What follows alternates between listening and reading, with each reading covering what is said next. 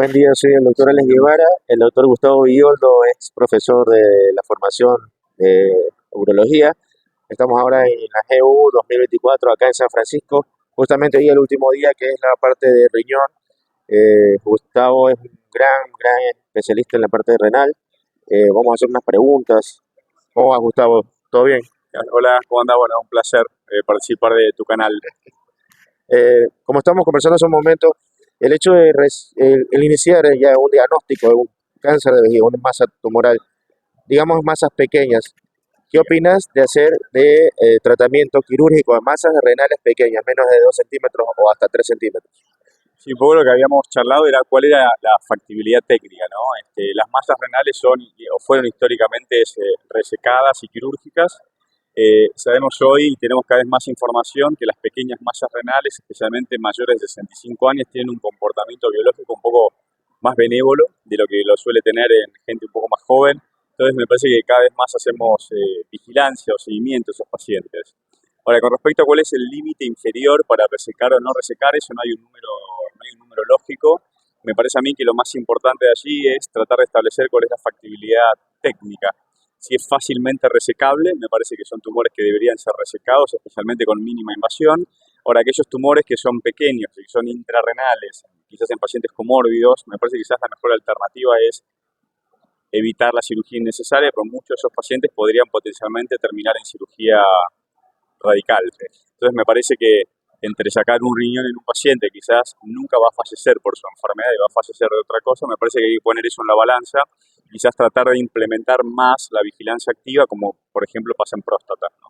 Eso es como decirle también a los colegas, algunos que ven este tipo de masas y piensan que va a ser metástasis, es de saber que estas masas van a crecer muy lentamente pasando el año. Exacto, eso está bastante claro, ¿no? Si bien es imposible predecir el 100% de las Sí. masas, sabemos que si uno puede estudiar con buenas imágenes el crecimiento de las masas, si el crecimiento es menor, dependiendo, bueno, si tomamos en cuenta el radio o el diámetro y la modificación del radio del diámetro es mínimo de un año a otro, la probabilidad de que ese paciente se transforme en un paciente metastásico es realmente muy baja. En el caso de estas masas de seguimiento, digamos, en vigilancia activa, ¿sería conveniente una ecografía, un Doppler color cada 6 meses por ahí o algo más? Mira, no hay un protocolo establecido, quizás está como mucho más establecido en cáncer de próstata. Eh, y acá me parece que también se basa mucho en opiniones personales. Yo a los pacientes, en función de la función renal, los sigo con imágenes de mejor calidad.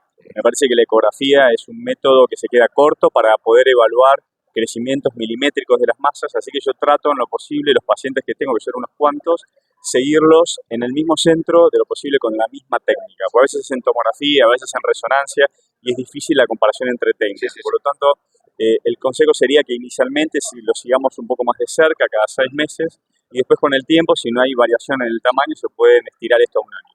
Listo. Ahora pasémonos al otro lado de la moneda. Los tumores irresecables, sin metástasis. ¿Cuál es el protocolo para estos pacientes? Bueno, siempre y cuando es un tumor localmente avanzado o irresecable, lo que deberíamos hacer nosotros como cirujanos es tratar de transformarlos en un tumor operable. ¿Sí? Sabemos el impacto que tiene la cirugía del primario. Así que en aquellos pacientes en los cuales los tumores son de mucho volumen y nos impresiona que se puedan resecar, el tratamiento de inicio es cirugía seguido posiblemente de adyuvancia con inmunoterapia, con pembrolizumab, o en caso que el tumor sea realmente irresecable, sería un estadio 4, entonces después de haber hecho el diagnóstico con biopsia, estaríamos en condiciones de, trabajando en equipo con los oncólogos, ofrecer un nuevo combo, alguno de los nuevos combos, y tratar de transformar este tumor en un tumor un poco más pequeño, resecable, y ahí sí ofrecer cirugía al paciente. Y lo que decías hace un momento sobre el seguimiento con la función renal, iniciando por los exámenes que son contrastados, más aún se hace el seguimiento con los colegas de la nefrología para ver el soporte de la funcionalidad del riñón contralateral que le quede. En el caso de las totales o las radicales. Y en el caso de las parciales también hace seguimiento con los nefrólogos. Exacto, mira, quizás en las nefrectomías parciales somos menos indicadores de seguimiento en conjunto.